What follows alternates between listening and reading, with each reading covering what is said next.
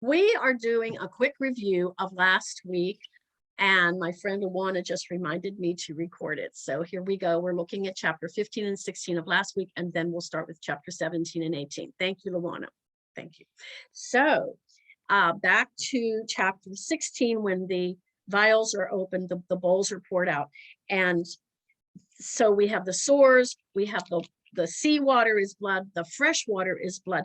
And now remember that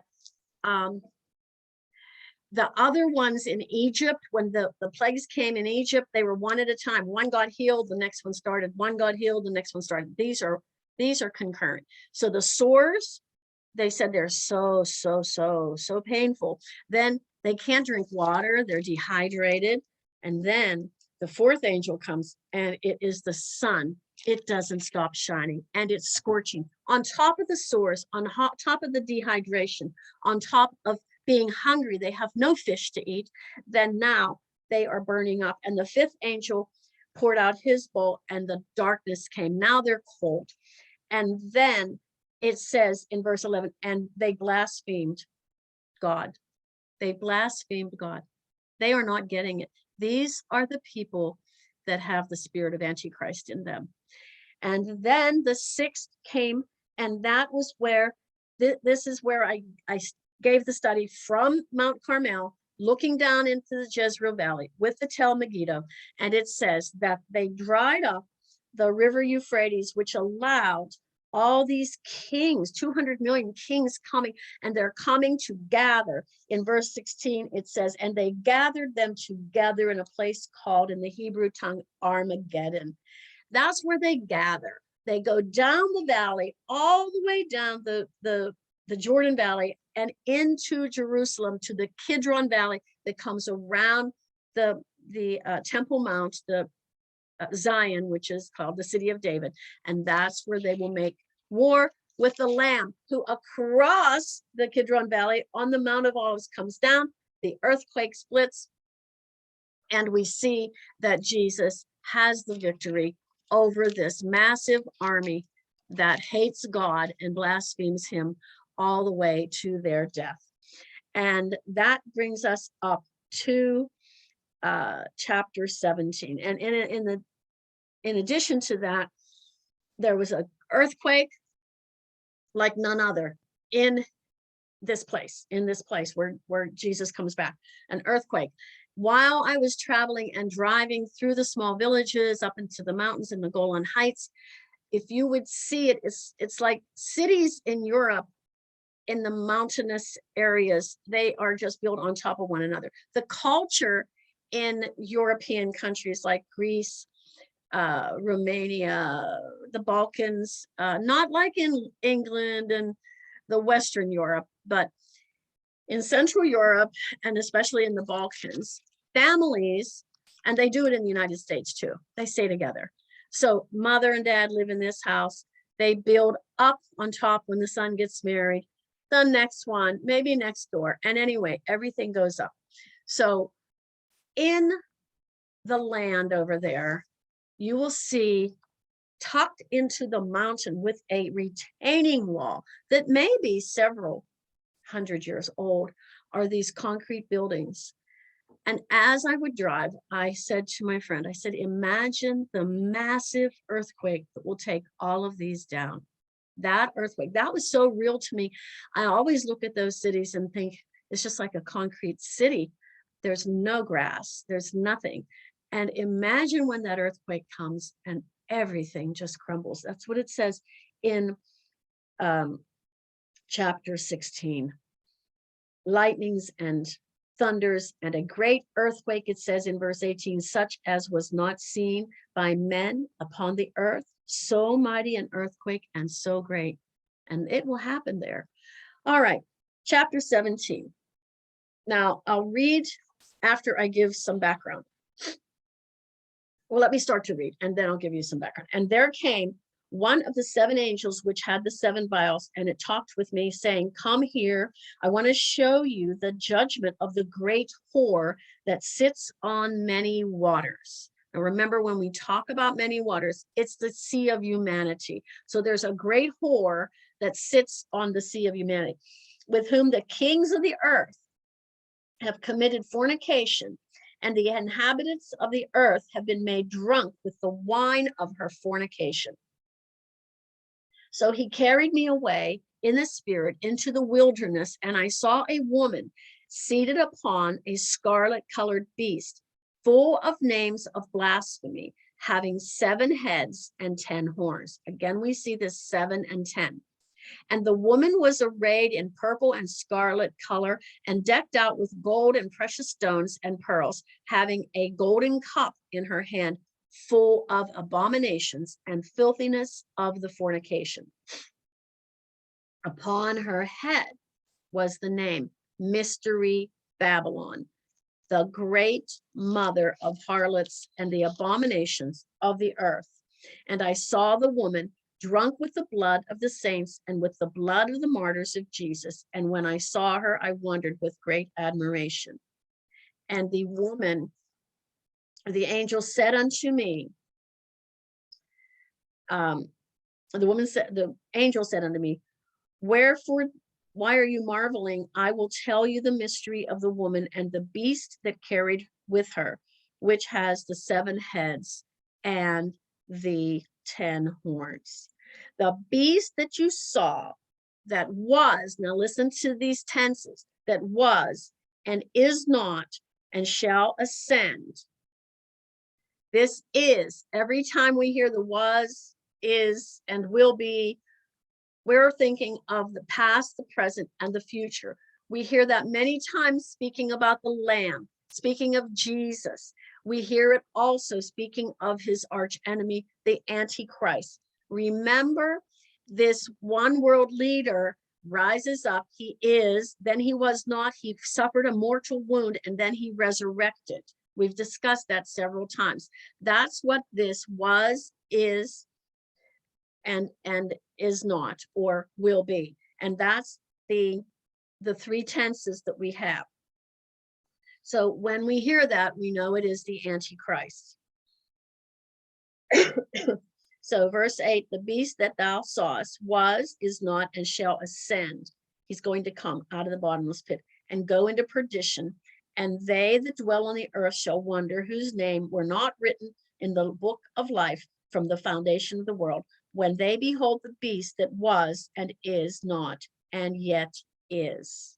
They're going to wonder. And here is the mind which has wisdom. And then he goes on to explain. We'll come back to that. What I want to do is give a little bit of background in terms of this harlot, this mystery Babylon. God puts it on here as mystery Babylon. So let me take you back to Genesis. I'm going to go back to Genesis so we know where this is coming from. Over the years, Christians have debated, is this literal Babylon? Is it Rome? Because some people try to, it's going to be a world religion, and they think Catholicism will be that. So some people think this mystery Babylon is literal Babylon in Iraq. Some think it is Rome, and some people think it's just a world system. So you've got those 3 choices. That's what theologians have been debating for many, many years. We're going to take it that it is actual Babylon. I never thought it was Rome. I did think it was a system. I thought it was Babylon. I thought it was a system. I thought it was Babylon. As the 40 years that I've been looking at this has evolved, my mind has changed several times. It doesn't matter what I think, it's what God knows. But let's go back to just imagine Babylon. Babylon, we know King Nebuchadnezzar of Babylon. Where did that begin? In Genesis chapter 10, you don't need to go there. I'm just going to read it. We know that Noah had generations after the flood. We know we come from the line of Shem. That is where Messiah comes. That's where Jesus comes from.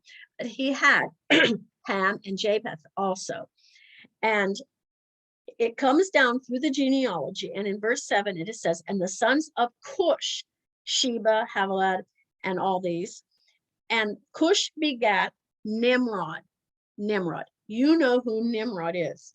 And it says, he was a mighty one in the earth. He was a mighty hunter before God. That is not a compliment. It means in God's face. A mighty hunter in God's face. I'm better than God. We know. What did Nimrod do? In chapter 11, we see, and the whole earth was of one language and of one speech. And it came to pass as they journeyed from the east that they found in the plain of the land of Shinar, that would be Mesopotamia, and they dwelt there. And they said to one another, let's go make up bricks and burn them thoroughly and strong and stack them up with some mortar and slime. And let's build the tower in the city up so it reaches the heavens and we make a name for ourselves. Let's be a group, it says, so we won't be scattered abroad the face of the earth. Let's be ecumenical. Let's be a group. Let's have each other's backs. We are all of one language. Let's build this tower up to the heavens. And they built this thing called a ziggurat. And it's like I've shown you pictures of it before. It's like pyramidical, and then it has a platform on the top. Herodias, who's the first century historian outside of the Bible, of course, he said that it was 700 feet high. The Washington Monument is only 500 feet high. So you can see it was quite large. And you know what God did? He scattered them because he changed their languages. And now they had nothing in common, and they all went to the four corners of the earth. And that's how that was the birth of nations. So Babel, the Tower of Babel, was the beginning of Babylon. And what happened there? They wanted to be like God. We know that's anti-Christ, that's anti-God. So we know anything that has Babylon associated with it is not of God. So now think about Iraq, where Babel was and is. It's still there. It's a heap of ruins right now. It's excavations. I watched this guy that goes to all the countries, and he was just in Babylon not long ago at the Tower of Babel. And they think they might have the excavations of it, but I don't know. But anyway, Isaiah predicted the fall of Babylon in 540 BC. And sure enough, it did fall. So Nebuchadnezzar was the king of Babylon, and he came in and took the city of Jerusalem. And he, of course, took the exiles, which would have been the 3 Hebrew boys and Daniel. And we know those stories. We've studied those. And then King Cyrus came, and he did away with Babylon. And that was the Medo-Persian Empire, and Babylon was crushed. It wasn't crushed, he overtook it, and Nebuchadnezzar was finished. So let me tell you about Babylon. Is in the river Euphrates. King Nebuchadnezzar built his beautiful city, which is one of the wonders of the ancient world, the Hanging Gardens of Babylon, if you recall. So he built this, and he used the natural course of the Euphrates River as a moat around the city. And the city walls were 35 feet high and 48 feet deep, with this big moat of a river. And under there were springs from the river that they got their drinking water. So it was really a very effective fortress, impenetrable. Nobody could ever do it. Well, King Cyrus, you know who he is. He sent Nehemiah rather, back to Jerusalem to start rebuilding the city. So King Cyrus ended up being on God's side, fulfilling God's purpose. But anyway, what he did was he dammed up the river. And then when the river dried up, there was no moat, and the people had no drinking water, and he was able to capture Babylon. It was very strategic. So that was back in 540 BC. So then we see that Saddam Hussein from Baghdad, he thought he was the new King Nebuchadnezzar. He even said he was the new King Nebuchadnezzar, and he even minted a coin with his face on one side and Nebuchadnezzar's on the other. Well, we know what happened to Saddam Hussein. He was hanged. So he tried to take, he was in Iraq, he tried to take Kuwait. We had the war, we all got involved in it, of course, back in the 90s, if you know the history. So you can see how Babylon is still still in the news, still there. So can it be revived? Chapter 17 says it will be revived. I believe that it will be. So we can trace all of the occult and the astrology because of the climbing, up to the heavens. The astronomers were there. We can take all the occult worship and all the astrology back to Babel, back to the Tower of Babel, back to Babylon. It is the center of false worship. That's what this whole chapter is about. False religion. So again, that's why some people think it's Rome because of Catholicism. And some people think it's a system of religion throughout the world. Or some people think it is literally Babylon. So anyway, Nimrod had a wife, and this is in the Bible, Samaris, and she was called the Queen of Heaven. This is in Jeremiah, okay? And they married, and they had a son called Tammuz. This was before Mary and Jesus and God, before the virgin birth. This was the mother-son relationship. It was Samaris and Tammuz. And that was back in the days of Babylon, okay? And then every culture after that had a mother and son. I don't know if you're aware of that, but historically there's a mother-son relationship all the way up to Rome, up to the Roman Empire. So there was Ishtar and Tammuz in Assyrians. In Egypt, there was Isis, remember Isis and Horus. In Greek, of course, I'm Greek, we know Aphrodite and Ares. They were the mother and son. And in Rome, who would it be in Rome? It would be Venus and Cupid. All right. So everybody worshiped some kind of mother and son relationship as a god and goddess. It all came from here. It all came from here, from Nimrod. When we were driving the other day coming down from the Golan Heights, it's called the Nimrod Fortress. Mark Twain visited there. He said it's the finest fortress in the whole world that he has traveled. I've never had a chance to visit there, but we've driven around it. It's huge. And it's still standing. Nimrod's fortress. So anyway, this mother and son, everybody has an imitation of what God has in store when he's in the fullness of time, when he sent Jesus and he provided a virgin birth for Jesus, our Lord. So you can see how all of this religion, this crazy religion, all started there. And now God's saying in the end days, Babylon is going to be revived. I believe it is physically the city of Babylon. Why do I believe that? Several reasons. Think about, do you know how much Islam is overtaking Christianity today? I mean, it's the second largest religion, and in no time, it could be the largest. Think about this. When the church is raptured, the church is gone. There's going to be a vacuum. People are looking for religion. What will they seek? Will they seek all these false religions? Okay, but God said there'll be a one world religion that the Antichrist will bring. So all of these things that this is the background I'm trying to get you to sort of figure out here.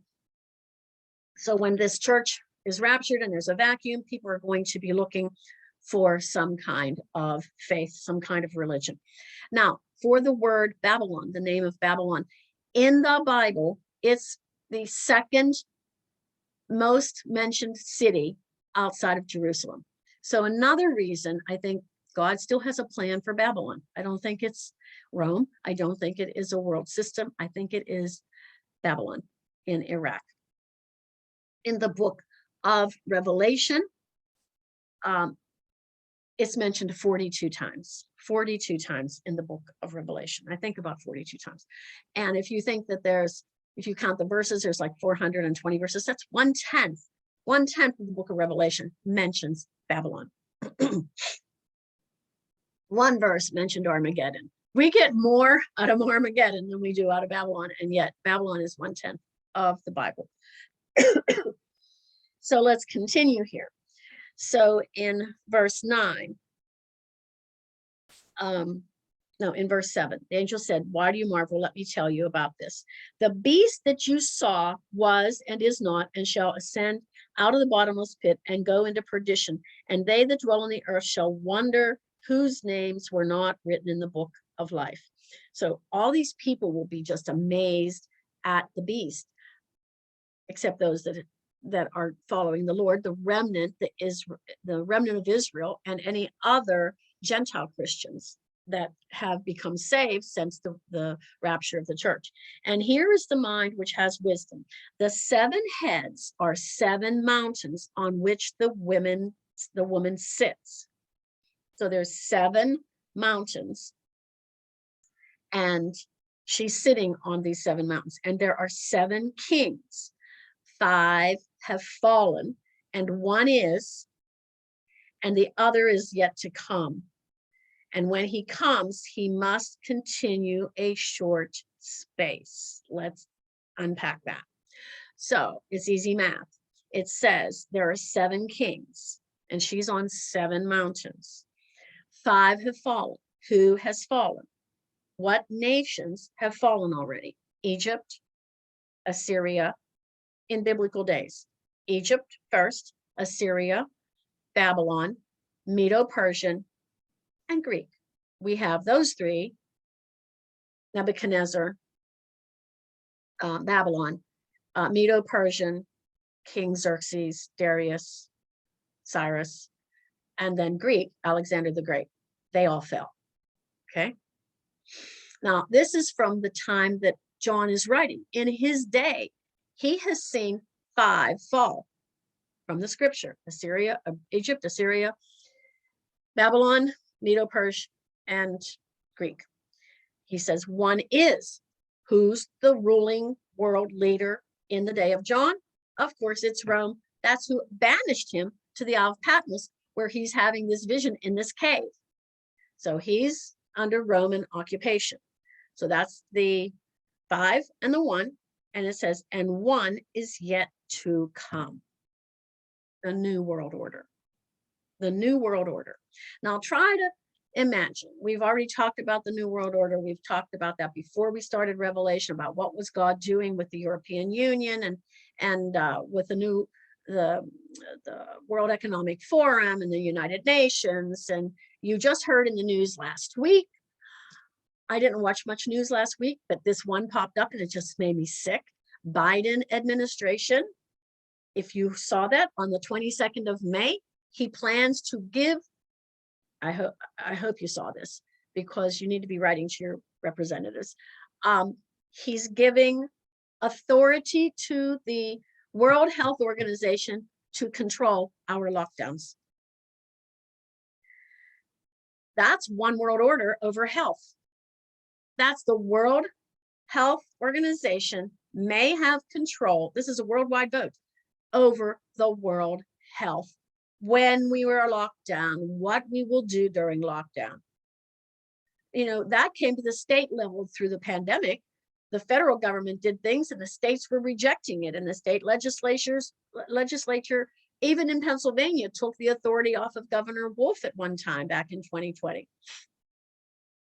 In other words, the people have no say, none. A World Health Organization. I always thought that the one world government would come from an economical viewpoint, not a health viewpoint. But imagine if one organization in the world can control what we do in terms of sickness, health threats like the pandemic, then what will be next? You can see it's right out of God's playbook. It's right out of his playbook. I got all depressed and then I said, no, God's got this in control.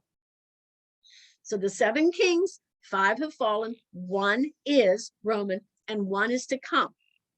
The new world order. It says the one that is to come will continue only in a short space, a short time. So the one world order will come upon the world somewhere, and it will be like the big, wonderful, it says, let me go to the next one. Let me go here. And the beast that was and is not, and even he is the 8th and is of the 7 and goes into perdition. There you go. So we've got 7. 5 have fallen. 1 is, 1 will come, the world order. And then it says the beast is the 8th. He's of the 7. So of this one world order, one person will rise up as the beast. The Antichrist will come out of the one world order. So again, 5 fail. You know who they are. Rome is, 1 is to come, new world order, and the 8th one comes up out of the one world order.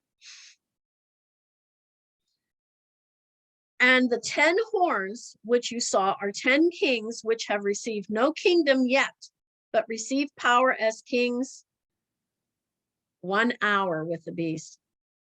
Oh my gosh. So the 10, it's like 10 world regions that will all come together. I don't know how it'll be divided up. I have no idea. But they'll all come together and they will rule the world as one government. And it says, but only a short time. There are 10 kings. They're given power just for a short time. Do you see? Once the United States caves and everybody else in the world caves and says, okay, we are better with one world order. And we had a whole lesson on that.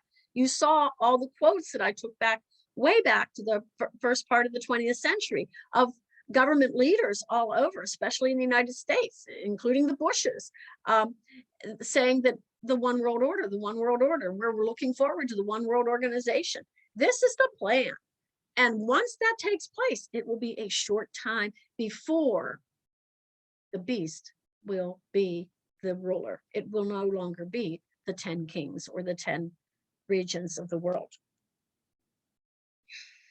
And so it says power as kings for 1 hour with the beast. These have one mind and shall give their power and their strength to the beast. They'll cave. They'll say, oh my, the world is in such a mess. Yes, please be our leader. Please be our Messiah. Please take over. Tell us what to do. These shall make war with the Lamb, and the Lamb shall overcome them. He is the Lord of lords and the King of kings, and they that are with him are called and chosen and faithful. See, we need to hang on to that verse right there. Chapter 17, 14. They will make war with the beast down in Armageddon. And yet he is the Lord of lords and the King of kings. We have no worries. And he said unto me, the waters which you saw, where the horse sits, are the peoples, the multitudes, the nations, and the tongues. It's the whole earth, and she's sitting on it. And the 10 horns which you saw upon the beast that she's riding shall hate the whore, and shall make her desolate and naked, and shall eat her flesh and burn her with fire.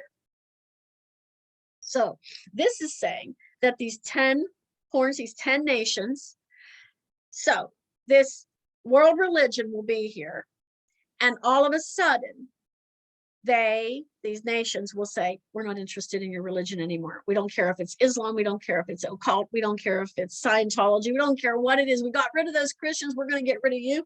They hate her. They hate the religion. Why do they hate this religion that brought everybody together? Because the Antichrist wants to be worshipped. He goes into the Holy of Holies. He proclaims himself as God, and he tells everyone through the false prophet that they must take the mark of the beast on their hand or their forehead, or they die. And they cannot sell, they cannot buy, they cannot eat. So you can see that this chronology is Christians are gone. There's a vacuum of religion. People are going to start looking at religion because everybody needs a religion. We've had that from the beginning of time. They have the religion, the scarlet, the beast, or the woman, the whore comes up. Everyone worships her. It's wonderful, this world religion. And all of a sudden, the kingdom, these 10 world leaders, they cave. They give the power to the Antichrist. He finishes off the world religion. He is now the leader of the world. And he is the God of this world. And we know that. We know Satan is the God of this world, and his time is short. Verse 17 is interesting. For God has put in their hearts, in the hearts of these leaders, to fulfill his will. Just like he Um, Pharaoh hardened his heart, hardened his heart, hardened his heart. And then it says God hardened his heart. God knows their hearts are so hard. I'm going to allow them to do exactly what I need them to do to finish my plan. So he puts in their heart to fulfill his will and to agree and give their kingdoms to the beast. They give over their kingdoms. These 10 world leaders will give over their kingdoms to the beast until the words of God shall be fulfilled. Thank you, Jesus. Your word is truth. And the woman which you saw is the great city which reigns over the kings of the earth. So there you have chapter 17 and all of the background that goes along with it, that we can understand this. I mean, I don't find that hard to understand it because knowing history, knowing the kingdoms of the world, and we get that right from the Bible. We get that a lot from Daniel, but we also get it from Exodus. You can see how this can all happen. And then looking at the way the world is today, and with these organizations like the United Nations and the World Economic Forum and the WHO, and the fear that people have, the frustration that people have, we're all seeking something. They're seeking something to bring some normalcy back, some kind of, listen, I've been in 7 countries since this pandemic happened. Everybody has a different view. Everybody has different practices. It's insane. It is insane. So I need a PCR test to get into Jerusalem. I get it done. I have my paperwork. I upload it on a QR code. I get into Jerusalem, into Tel Aviv, and then they look at the QR code, say you were negative when you got on the plane, take another test. So we have to go get swabbed and we get another test. They said, you'll have your results in 8 hours. Go quarantine somewhere. Oh, go quarantine. They don't watch where I go. I get my car and I drive across the country over to the Sea of Galilee, get in a hotel, go out to a restaurant. No quarantine. 10 hours later, I find out I'm negative. Nothing. When I leave Israel to go to Greece, I have to fill out a form online. I do. It's called a V form, PLFL, passenger locator form, where you're going to stay, what you're going to do, where you're going, la da da da da. I don't need a test to get into Greece. I get on the plane, I have my PLF or PFL, and I get off the plane in Greece. Nobody looks at it. It wasn't uploaded. Nobody looked at it. I just get into Greece. I get into Greece, no test to get in, no locator form. They don't know where I'm going. But guess what? Wear a mask. No masks in Israel. Wear a mask. I'm in Greece. I wear a mask. When I go to leave Greece, I have to have a test to get back to the United States. I buy these tests that you do in your room with your phone, and it's CDC approved. So you sit down, you open it up, you put the drops in, you swab your nose, you lay it down. They say, come back in 15 minutes. In 15 minutes, the ticker goes down. I come back. She said, look at your result now. Do you have 1 pink line or 2 pink lines? I said, I have 1 pink line. She goes, where is it? I said, on the control. And she goes, okay, you're negative. I'll send you a document. She didn't look at it. She didn't look at it at all. I get a document with a QR code on my phone and a little letter that says you're negative. 2 documents. I go to the airport to come to the United States. I go to my line where it says go to desk number 30 to 33 to go to New York. And the girl says, let me see your pass, your boarding pass, so you're in the right line. They see, oh yeah, you're going to New York, get in these lines. Oh, do you have your test result? And I went, yes. She goes, let me see it. She glanced at it. Didn't open the I said, you want the QR code? No. She glanced at it. She goes, what's the date on it? It was so tiny, tiny on my phone. I didn't have a document. And she goes, what's the date? And I said, Sunday, yesterday, like the 15th. And she goes, oh, okay, go. I come into the United States. I get onto the plane, nothing. I get, on the plane, wear a mask until we're out of Greek airspace. They announce we're out of Greek airspace. Take the mask off, come into New York City, go through customs. Nobody looks to see if I had a test. The world is crazy. The world is crazy. Everybody has their own take. And someday somebody's going to wake up and say, you know what, we need a standard. And that's when they'll get this organization to say, This is the world standard. I can see it because every country is doing something different. Everybody has their own take on this. It's confusion, utter confusion. And one day the world will be so confused, especially with the Christians out of here, with the common sense, with some godliness. It's gone. The world will be so enveloped with confusion. They're looking for someone. You can just see it. Okay, for chapter 18, do I have time to do it? Hold on one sec. I don't have time. Yeah, oh yeah, I have time. I have time. Okay, for chapter 18, let me go through it. This is a chapter that is full of a lot of stuff, but we don't have to dissect it piece by piece. But let me begin. So the same, another angel like the same, it says, and after these things I saw another angel the same, come down from heaven, having great power, and the earth was lightened with his glory. And he cried mightily before the strong voice, saying, Babylon the great is fallen, and is become the habitation of devils, the hold of every foul spirit, the cage of every unclean and hateful bird. So Babylon revived, and now it's fallen. Why has it fallen? The Antichrist has taken charge. For all nations have drunk of the wine of the wrath of her fornication, and the kings of the earth have committed fornication with her, and the merchants of the earth are waxed rich. Look at that. Through the abundance of her delicacies. Materialism, wealth, greed. Oh, you know, our leaders are all there. And I heard another voice from heaven saying, come out of her, my people, that you be not partakers of her sin, and that you receive not of her plagues. They're calling them out. For her sins have reached unto heaven, and God has remembered her iniquities. Reward her even as she rewarded you, and double unto her, double according to her works, in the cup which she filled with, fill it to double. In other words, all the bad things that she has done, she will receive double. How much she has glorified herself and lived deliciously, so much torment and sorrow given her. For she said in her heart, I sit a queen and am no widow, and shall see no sorrow. So in the back, the first chapter here, Babylon, we looked at her as a world religion, and then it fell. But we also see in chapter 18 a world that is rich and wealthy. We know one of the 7 wonders of the world, the Hanging Gardens of Babylon that Nebuchadnezzar built.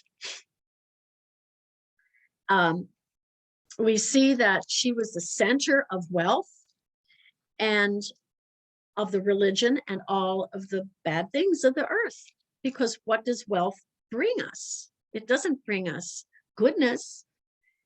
It brings us horrible behavior, stealing and greed and killing and robbing and war and everything else. So therefore, her plagues come in one day, death and mourning and famine, and she shall be utterly burned with fire, for strong is the Lord God who judges her. So her judgment is going to come double, and is going to come swiftly. Double and swiftly. What she's put out is going to come back to her many, many times, and is going to come very quickly. And the kings of the earth who have committed the fornication with her and lived deliciously with her, the kings that participated in this crookedness, this stealing from the people and building their own wealth. We see it. Look at our Congress. They make $250,000 a year and they're billionaires. We see this. This is the world system. That's how the world is. They're all about greed and wealth. It's been since the beginning of time. All of those 5 kingdoms that fell, Rome included, the 6th kingdom. This one will fall the same way. The kings of the earth who have committed fornication, live deliciously with her, shall bewail her and lament for her when they see the smoke of her burning. Oh my God, we're losing our wealth. The stock market has crashed. We've lost our gold. We've lost our silver. We've lost our platinum. We've lost everything we've invested in, everything that we've enjoyed. It's gone in a short time. See, that's why I laugh. That's why I'm almost giddy in Israel, because I can see it. Standing afar off for the fear of her torment, saying, alas, alas, the great city of Babylon, the mighty city, for in 1 hour your judgment has come. And the merchants of the earth shall weep and mourn over her, for no man buys their merchandise anymore. No one will be buying an iPhone. No one will be buying anything from Microsoft. No one will be buying anything. The merchandise of this is just a list of all the things: gold, silver, precious stones, pearls, fine linen, purple, silk, scarlet, all the wood, all manner of vessels of ivory, all manners of vessels of precious wood, and of brass and iron and marble and cinnamon and odors and ointments and frankincense and wine and oil and fine flour and wheat and beasts, even the cattle and the sheep and the horses and the chariots and the slaves and the souls of men. What? The souls of men? Yeah. Trafficking. Lots of money in trafficking and slavery. And the fruit that your soul lusted after are departed from you, and all things which were dainty and goodly are departed from you, and thou shalt find them no more at all. And the merchants of these things, which were made rich by her, and shall stand afar off from the fear of torment, weeping and wailing, and saying, alas, alas, that great city that was clothed in fine linen and purple and scarlet and decked with gold and precious stones and pearls, for in 1 hour so great riches has come to nothing. And every shipmaster and all the company in ships and sailors, and as many as trade by the sea, stood afar off and cried when they saw the smoke of her burning, saying, what city is like unto this great city? And they cast dust on their heads. They cried, they wept, and they wailed, saying, alas, alas, that great city wherein were made rich all that had ships in the sea by reason of her costliness, for in 1 hour she was made desolate. Let's stop there.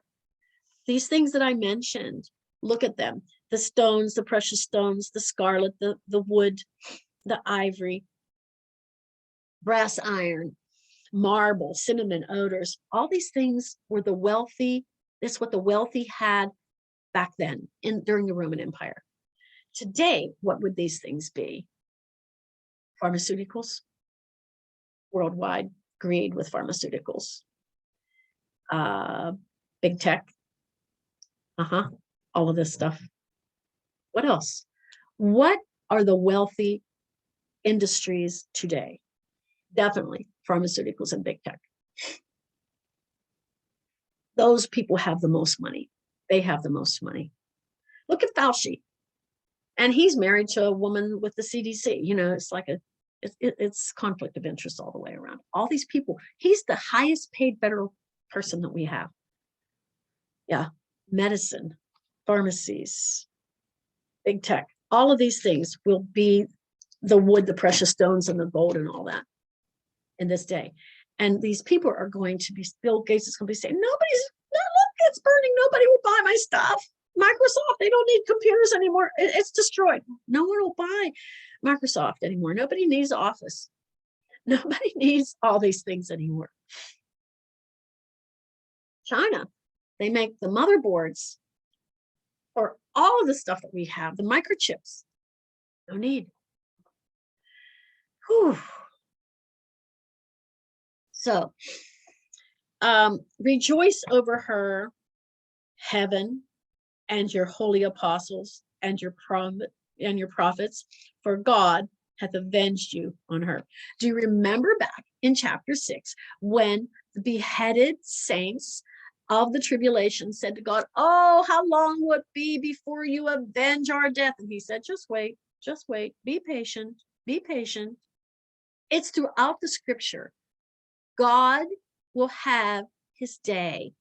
Vengeance is not ours. And right there, rejoice over her. we are to rejoice over fallen Babylon, over the end of false religion and the end of man's greed and lust.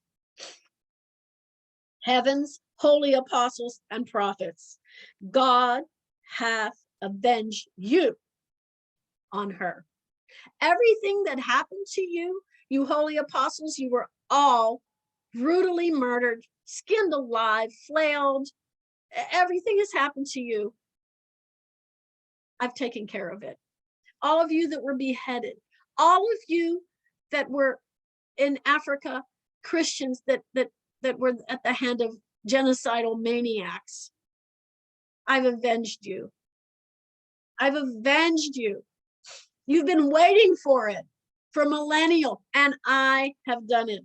And the mighty angel took up a stone like a great millstone and cast it into the sea. Remember, the sea's full of blood, saying, thus with violence shall the great city of Babylon be thrown down and shall be found no more at all. And the voice of harpers and musicians and pipers and trumpeters shall be heard no more in you. And no craftsman or whatsoever craft he might make shall be found in you. And the sound of the millstone shall be heard no more in you. No one's grinding wheat. Nobody is building, idols made of wood and gold and brass. All industries, done, finished. And the light of a candle shall shine no more in you at all. And the voice of the bridegroom and of the bride shall be heard no more at all in you. There won't be any more parties. There won't be any more weddings. For your merchants were the great men of the earth. You want to start naming them? Do you want to start with the United States? For by thy sorceries were all nations deceived. Are we deceived today? And in her was found the blood of the prophets, the saints, and all that were slain in the earth. Who slayed Christians? The prophets of old. Who slayed them? Who murdered Christians? These people that were Babylonian in spirit, religious, of their own occult pagan worship.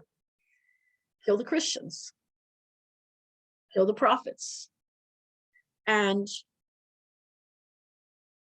leaders of world that killed Christians. Many, Idi Amin, killed them all. They're still killing them.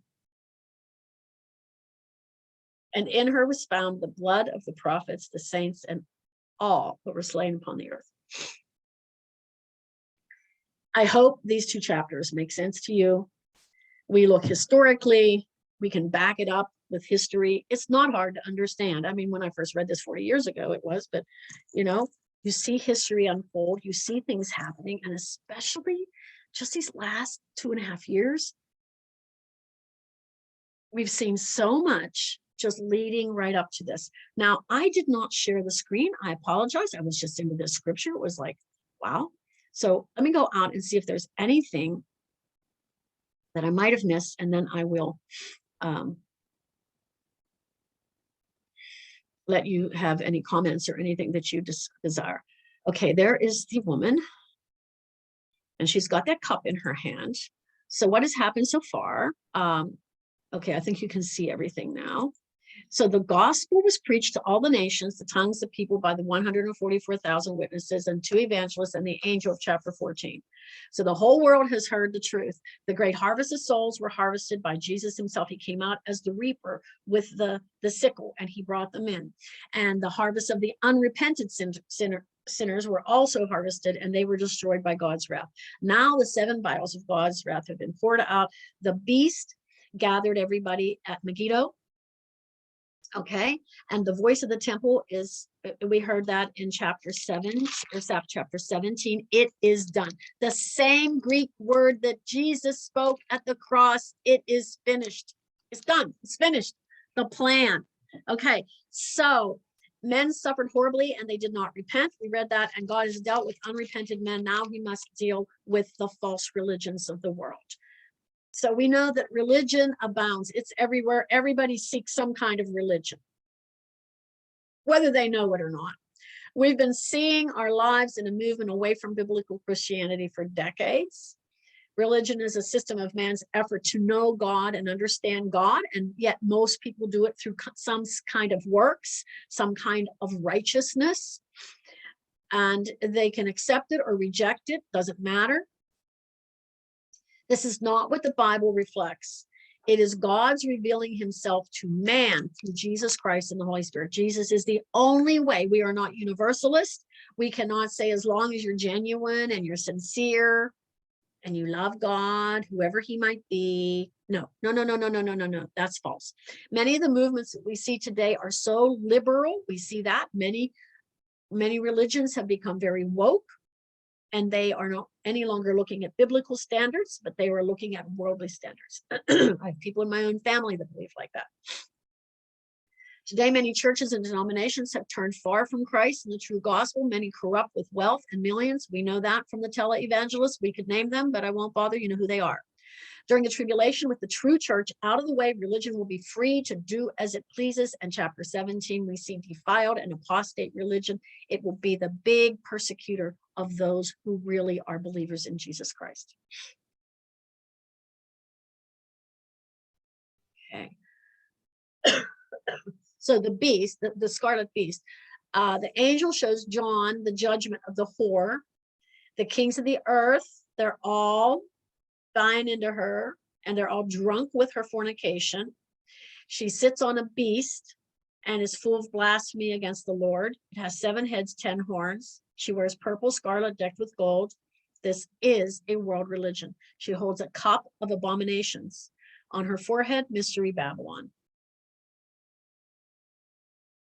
Now let's talk about some false religions that we know about. So Babylon in the Old Testament, Noah was drunk and naked, and his son Ham came in and saw him, and he went out and giggled with his brothers. The older brothers were horrified, and they went in and covered Noah discreetly. When Noah woke up, he heard what Ham did, and Noah cursed Ham's son Canaan. And Canaan begat Cush, and Cush begat Nimrod. That's where Nimrod comes from. He builds the Tower of Babel. This is in defiance of God. Becomes the seat of paganism, Babylon, for generations. God confused them with the different languages, and they all went out and became the nations of the earth. Hosea 1:2 says, take unto yourself an adulterous wife. God's people departed from the Lord. Hosea, poor Hosea, he was called as a prophet, and God said, Hosea, you have to go marry a whore. He said, what? You got to marry a whore. I want a picture so that my people know they are whores. They have departed from me. They're adulterers. They have to see this in your life and what you suffer. They have to see how much I suffer because of their adulterous behavior. Poor Hosea. She had children to other men.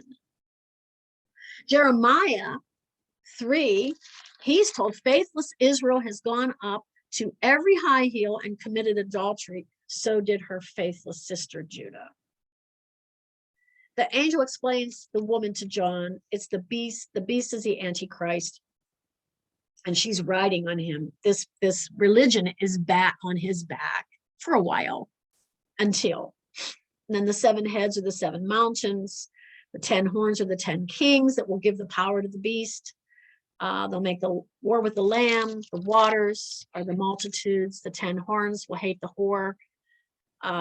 They'll be done with religion. We're done with religion. We're following the beast, the Antichrist, our world leader now. Forget all these religions. Get rid of astronomy or astrology. Get rid of Scientology. Get rid of Islam. Get rid of Buddha, Hindu. Get rid of everything. We have one religion now. We're following the Antichrist, the world leader. And then this explains everything that I guess I explained. What happens today? What false teachings are happening today? So we have dominion theology. And this is in many of the evangelical churches. Christianity that is conservative, politically active, and believes that Christians should and eventually will take control of the government. Have they read this book? This is achieved by individuals excelling in their fields. And they listen, when I first learned of this several years ago, and it said, Lance Wallenow he's the leader of this, and he says the 7 mountains. And I went, oh my gosh, that's in Revelation 17. The horse sits on her 7 mountains. Why would you use 7 mountains? It's almost demonic. Anyway, it's arts, business, education, politics, family, religion, and media. So we're supposed to infiltrate all of these systems until we take control of the earth. And then they actually say, then God will let Jesus come back to rule. I'm sorry, but Jesus is coming into a world that an earth, a society, a culture that is totally out of control and demonically behaved. He's not coming back to a fixed earth. He's coming back to a very wounded, horrible earth. And he's going to fix it. And we're going to enter into a millennial age. That's dominion theology. I could give you some names of some politicians that are in that. They're good politicians. I like them and I would vote for them. But still, their thinking is stinking. We have progressive Christianity. And this is characterized by a willingness to question tradition.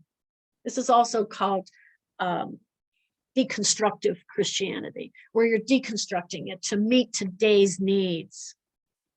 We want to have the acceptance of human diversity. Yeah, LGBTQ, all that stuff. A strong emphasis on social justice and care for the poor and the oppressed, and environmental stewardship of the earth. Of course, we have to clean up the earth and save it because God knows the earth could be destroyed. No, God will destroy an intact earth. It doesn't matter how much we pollute it. I'm not saying go out and pollute and be a litter bug. I'm saying that we cannot fix this earth. It's not going to self-implode. God is preserving this earth to do with it what he wants, and that is to clean it up during the millennium. Even the Dead Sea is going to have life because there'll be a river that comes that brings fresh water to that Dead Sea. Read it, it's in the Bible. The emerging church, this is the new church, should emerge in response to societal changes as experience is valued more highly than reason. Truth becomes relative. Relativism opens up all kinds of problems. It destroys the standard that the Bible contains as absolute truth. This says Jesus is not the same yesterday, today, and tomorrow. This says that we're living in situation ethics. We're going to do what is best for us today, regardless of what the Bible says, because it may have been good back then, but it is not good now. There is a person that I read a piece on the internet, a former evangelical, okay? And he said, the Bible, I believe it's infallible, it's inerrant, but it's not for today. There you go. More false teachings. The gospel of my sexual preference. That is a gospel today. Allowing people in into their membership with sexual sins despite the church's opposition. I just was talking with somebody yesterday, and the local Lutheran church here has a gay pastor.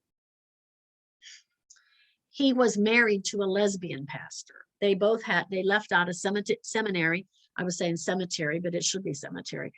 They left out a seminary and married, so to look like they were okay. And she got a church down the valley, like Verona or somewhere, and he got a church in North Versailles.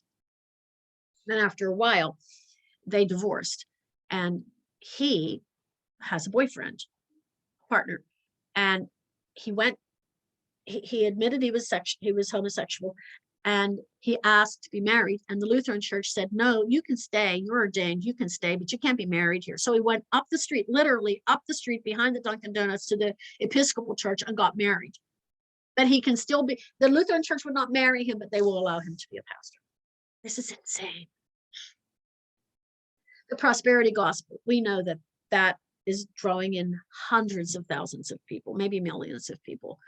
Just name it and claim it. It's been around since the days of Kenneth Hagin and Kenneth Copeland, and it's here today, live and well, with Joel Osteen and others. Declare and decree. When you hear people praying, I declare and I decree and I declare, and you should back off right away. This is a misleading of Romans 4:17. Humans do not have the power to manipulate God just by our speech. Even when we pray fervently, the fervent prayer of a righteous man availeth much, God is still sovereign and his hand is not forced. Hyper grace to all. This is where evangelical Christians believe that everyone will have a second chance after death. I don't know where they get that. That's not in the Bible. Even in the parable of Lazarus and the rich man, when the rich man said, well, can I just, send somebody to tell my brothers, tell my brothers they shouldn't come here. Tell my brother. And God said, even if I send somebody from the dead, they won't believe him. And that's the truth, because he sent Jesus from the dead and people still don't believe. So there is no way that we have a second chance. It says that in the Bible that it is appointed unto man once to die and then the judgment. And these people don't believe there's any literal hell, except they believe one person will be in hell, and that will be the devil. And that means that the false prophet and the beast will probably get a second chance as well. Heresies of today, replacement theology. We know what that is. That started in 325, where the Catholic Church said that we're finished with the Jews. They're done. The church is now the new spiritual Israel. New apostolic reformation, that there are self-proclaimed apostles and prophets today that perform signs and wonders. Again, people want to see following after the signs and wonders. Jesus even said that. He says, you follow me for the signs and the wonders. Where's your heart?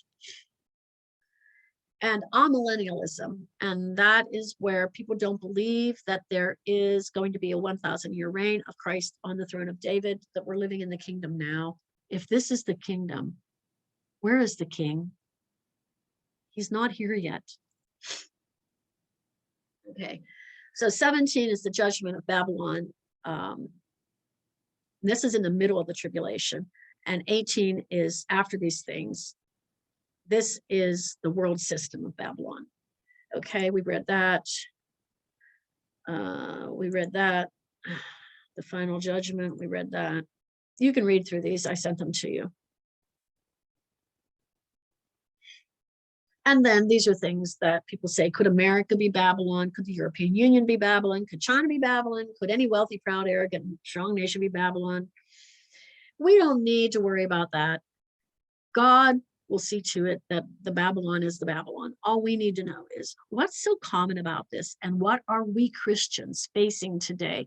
And when we're gone, what will the world be like? Because these things will remain. Anything that any of these countries are doing that are ungodly, like China, look at the human rights violation that they have. They always have, but right now it's just horrible, horrible. So whatever these arrogant, proud nations do, we're going to see, we're going to be gone, but the earth will see that. And it'll just be multiplied so many times over. And so we see, it's not a very good picture here, but we see the whore on the beast, and she's the religious, these are the governmental, the horns are always government, okay? So we see that these are all combined forces to help each other control the people of the earth. And once they get the control of the people of the earth, she's going to be destroyed and he's going to be destroyed, because the Antichrist will have full ultimate control.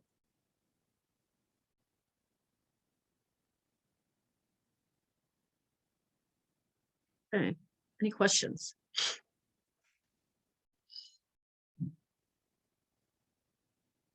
Anybody?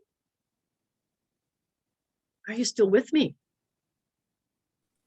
Yeah, you're still with me. Yes. Yes. Do you have a question? Yes, go ahead, Luana. Go ahead, Luana. No, I just said, yes, I'm here. There Yes. are some things I'm that here. I'll talk to you about after we're off. Okay. Anybody have any questions, any concerns? I'm going to stop the recording here so let's stop the recording and I'll see you next week for the chapter 18 and 19, or I'm sorry, 19 and 20. God bless you.